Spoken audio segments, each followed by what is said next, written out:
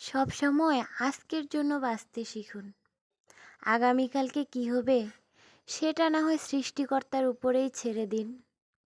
অতিরিক্ত লোভ লালসা মানসিক চাপ বাড়ায়, আর একটি জীবন তিলে তিলে শেষ হওয়ার জন্য এটাই যথেষ্ট।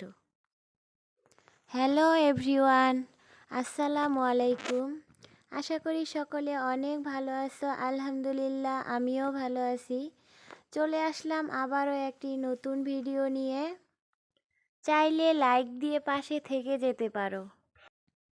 পুকুর থেকে আমার ছেলে সকাল সকাল বড়শি দিয়ে কয়েকটা মাছ ধরে নিয়ে আসলো। মাছগুলো আমি ভালোভাবে কুটে এখন ধুয়ে নিচ্ছি। যদিও আমার ছেলেকে ওর আব্বু বারবার না করে পুকুরের কাছে যেও না, মাছ ধরতে হবে না, কিন্তু ও তো কিছুই শুনবে না। মাছ ধরার খুবই শখ। মাছগুলো ধরতে পেয়ে সে তো মহা খুশি। আমিও সেগুলো ভালোভাবে ধুয়ে টুয়ে রান্নাঘরে চলে আসলাম রান্না করার জন্য। মাছগুলো লবণ হলুদ দিয়ে মাখিয়ে আমি চুলায় তেল গরম করে ভাজার জন্য দিয়ে দিলাম। আমার ছেলে যদিও মাছ মারতে খুব ভালোবাসে, কিন্তু অতটাও মাছ পছন্দ করে না। মাছের কোনো তরকারি রান্না করলে ও তো একেবারেই ভাতের প্লেটে নিবেই না। তবে ভাজা মাছ একটু একটু খায়, দুই একটা হয়তো কামড়িয়ে খায়, কিন্তু ভাতের সাথে সে কখনো খেতে চায় না মাছ। তাই ভাবলাম যে অন্যরকম করে একটু রান্না করে দেই, দেখি ও খাবে কিনা। আমি আগে থেকেই কিছু মুগ ডাল ভিজিয়ে ছেঁকে আবার ঝারনিতে রেখে দিয়েছিলাম। সেগুলোই সুন্দরভাবে এখন আমি বেটে নিলাম। এদিকে আমি ডালটাও বাটতেছি, আবার চুলার আগুনটাও ঠিক মতো দিচ্ছি। একসাথে আমার দুটো কাজই হবে, ডাল বাটাও হচ্ছে, আবার এদিকে আমার মাছ ভাজাও হচ্ছে। ততক্ষণে মাছটা এক পাশে ভাজা হয়ে গেছে, এখন আমি উল্টিয়ে দিব অপর পিঠ ভাজার জন্য। তো আমি মাছগুলো ভেজে এবার নামিয়ে নিলাম। সবগুলো মাছ সুন্দরভাবে নামিয়ে নিছি। এদিকে আবার আমার ছেলে এসেও হাজির। ও তো ভাজা মাছ একটু একটু খায়, তাই একটা মাছ তুলে সুন্দরভাবে খাওয়া শুরু করে দিল। আর বলতেছে, আম্মু এটা মাছ আমি এভাবে তুলেছি, ওইটা মাছ ওইভাবে তুলেছি, কত কথা। এদিকে লাউ শাক তুলে নিয়ে আসছি আমি। তো সেই শাকগুলো থেকে ভালো ভালো কয়েকটা পাতা আমি আলাদা করে রেখে দিলাম। এরপর শিলে পেঁয়াজ রসুন একখানে আমি বেটে নিছি। পেঁয়াজ রসুন বাটা হয়ে গেলে আমি কিছু জিরা বেটে নিব।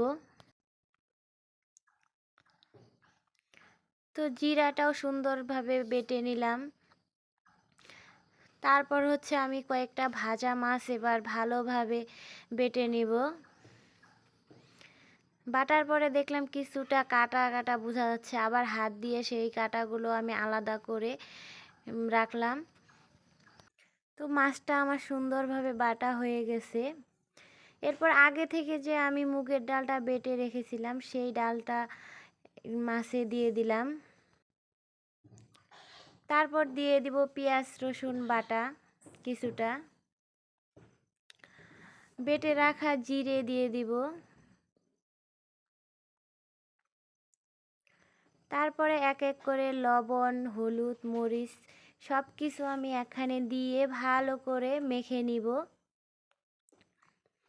তো এদিকে আবার লাউয়ের পাতাগুলো ভালোভাবে ধুয়ে পানি ঝরিয়ে রেখেছিলাম, সেই পাতাগুলোতে এবার সেই মাছটা সুন্দরভাবে বড়ার মতো করে বসিয়ে মুড়িয়ে দিয়ে সুন্দর করে একটি কাঠি দিয়ে আমি আটকিয়ে সবগুলোই রেডি করলাম ভাজার জন্য। রেডি হয়ে গেছে, এখন আমি সুন্দর করে ভেজে নিতে পারবো। এদিকে কড়াইয়ে আমার তেলও গরম হয়ে গেছে, সেই গরম তেলে আমি এক এক করে সবগুলো লাউ পাতা দিয়ে দিলাম। তো এক পাশে ভাজা প্রায় হয়ে গেছে, তখন আমি হাত দিয়ে উল্টিয়ে ওপর পাশ করে দিলাম। ওপর পাশ করে দিয়ে একটু ঢাকনা দিয়ে ঢেকে ভালো করে জাল করে নিয়ে একটু ভাজা ভাজা কালার যখন চলে আসছে, তখন আমি সুন্দর করে সবগুলা মাছ লাউ পাতা সহ নামিয়ে নিলাম। আজকে আমি এভাবে রান্না করলাম কারণ আমার ছেলে যেহেতু মাছের তরকারিটা খেতে চায় না, আর ও তো ভাজা জিনিস খুবই পছন্দ করে, তাই এভাবে ভেজে তাকে আমি ভাত দিয়ে খেতে দিব। সাথে যেহেতু আমি মুগ ডালও অ্যাড করেছি, মুগ ডাল এবং মাছ দুটোই স্বাস্থ্যের জন্য উপকারী। দেখি আমার বাবু কেমন পছন্দ করে, তার জন্য আমি ভাত একেবারে রেডি করে রাখছি, ওকে দিলাম খেতে। তার আগে আমি কাঠিগুলো খুলে নিচ্ছি।